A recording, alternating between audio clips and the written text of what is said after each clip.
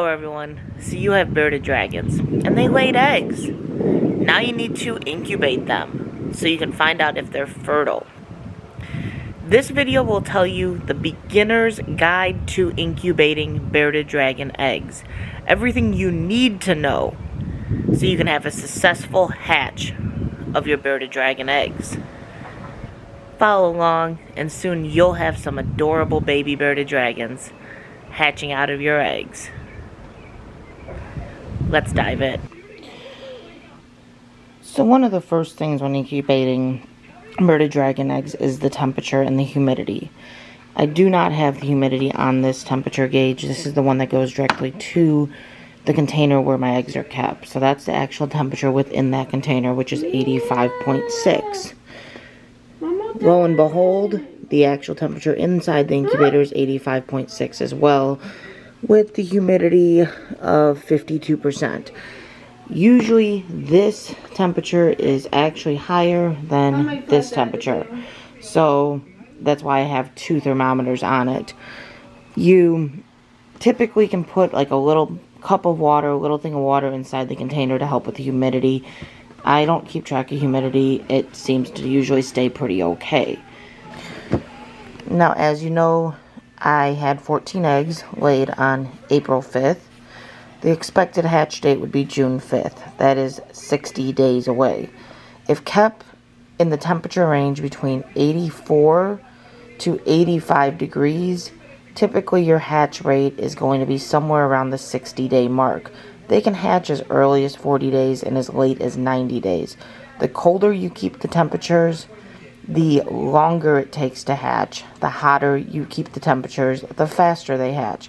Now, one thing though you want to be very careful of is you don't want to incubate much higher than 86 degrees at the high end.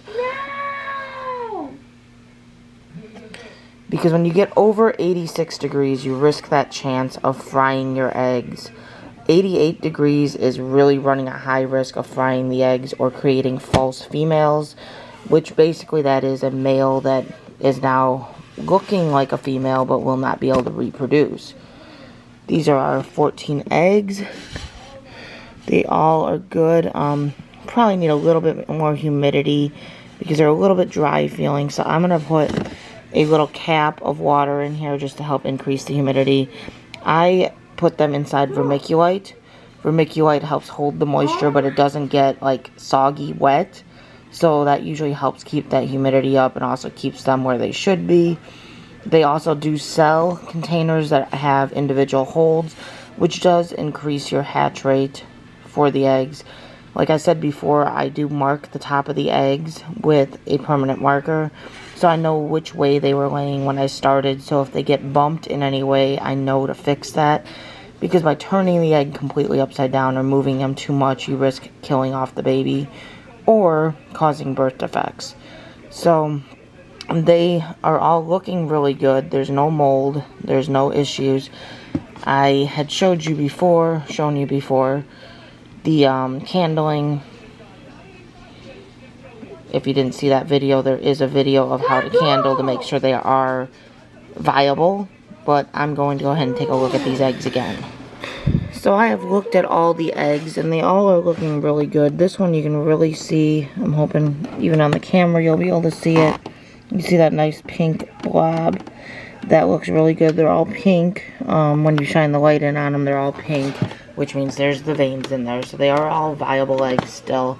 So we will keep you updated on how these eggs keep going. But if you have some babies, you have some eggs, I should say, and you're looking for ways on how to incubate, that's the simple way, easy way. And you're better off keeping the temperatures a little bit low and having a longer incubation than frying them and going too high. So keep that in mind when you're incubating. Hope this helped. Have a great day.